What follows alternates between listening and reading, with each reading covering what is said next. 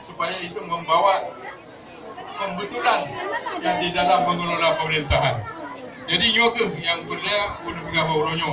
Hanya tentang Muzakin mana? Sekalian bauronyo pekiban. Bila sebenarnya dikembang mencapai kali ini Muzakin mana? Untuk lain. Ini hana kumah. Dan lu akan bersiapkan Muzakin mana untuk gantolun. Ini hana kumah ji. Bagan. Nanti juga bagan. Awal-awal ji Muzakin mana kayak bagan hubungan dengan Gerindra. Gerindra yang tu tahu. Apa itu Prabowo. So Prabowo-nya. Nah, temna di Aceh dia Nah.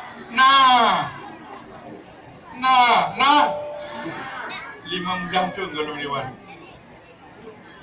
Apa yang terjadi pada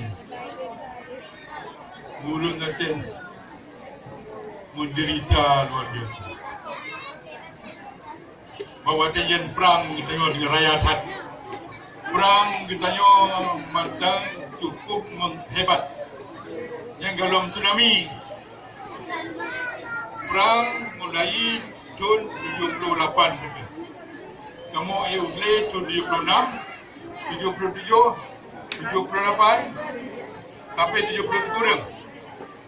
Jadi antara 70 kurang sampai dengan 8 besar kamu kalau bau dua. Yang wajahnya meningkat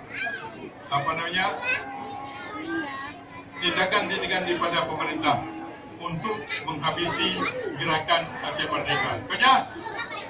Jadi Pak Prabowo pemimpin di mana ini. Jadi juga, saya tahu kan tak kita kali kejadian. Tapi you untuk ingat kembali kerana Mauronya itu nak menggigil dengan orang Allah.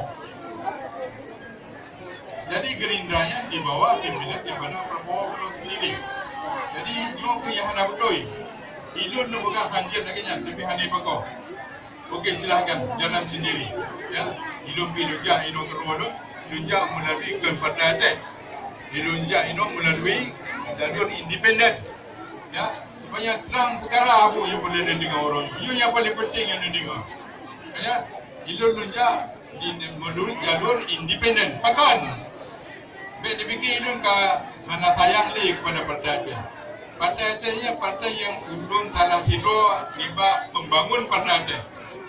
Ilun mulai dari Gunung sampai Uluan Agro kedai yang lu perjuangkan yang apa? Untuk kepentingan Aceh mendung. Akhirnya apa kejadian? Partai kita tekan perdamaian. Jadi kita yang mendemung kesempatan untuk membangun partai lokal di Aceh. Nyo ke Partai Aceh. Jadi kita wahana benci dia kepada Aceh. Yang ulun wahana tenang kepada oknum-oknum yang ino dia ke pemimpin di Partai Aceh yang kedua.